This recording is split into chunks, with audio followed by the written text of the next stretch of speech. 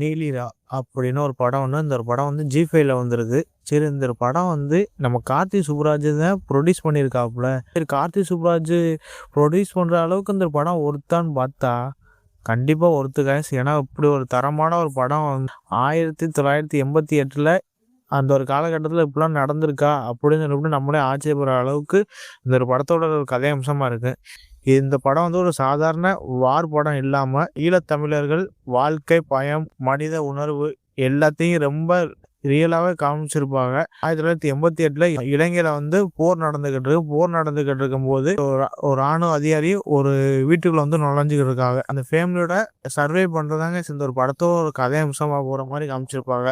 நம்ம இந்த படத்தோட மெயின் டைரக்டராக நம்ம சோமித்திரன் வாழ்த்து தெரிவிக்கணும். ஏன்னா இந்த ஒரு படத்தை ரியலாக நடந்த சம்பவத்தையும் அடிப்படையாக இந்த ஒரு படத்தை எடுத்து வச்சிருக்காப்புல. ஏன்னா ஃபுல் மூவி ஆல்மோஸ்ட் ஒரு இரவில் நடக்கிற மாதிரி தான் இந்த ஒரு படத்தோட ஒரு கதையம்சமாக போகும். அதுக்கப்புறம் எப்படி நவீன் சந்திரா அவரோட ஆக்டிங்லேருந்து எல்லாம் பார்க்குறதுக்கு செம்ம இன்ட்ரெஸ்டிங்காகவும் இருந்துச்சு.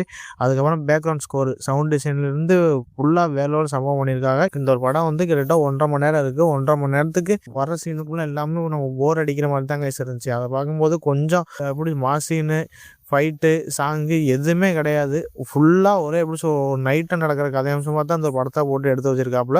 படம் ரொம்ப ஸ்லோவாக தான் போகும். அதெல்லாம் நம்ம தவிர்த்துட்டு இந்த படத்தை பார்த்தா லாஸ்ட் ஒரு ஒரு என்டர்டைன்மெண்ட்டான ஒரு படமாக தான் இந்த படம் இருந்துச்சு. மித்தபடி இந்த படம் என்டர்டைன்மெண்ட்டுக்காண்டி உள்ள படம் கிடையாது. உள்ள தமிழ் மக்களுக்கும் அங்கே உள்ள ராணுவ அதிகாரிக்கும் இடத்துல போர் நடந்துக்கிட்டு அதுக்கு நடுவில் ஒரு ஃபேமிலி எப்படிலாம் பாதிக்கப்படுது அப்படின்னு சொல்லிட்டு தாங்க இந்த படத்தோட ஒரு கதை அம்சமாக இருக்குது.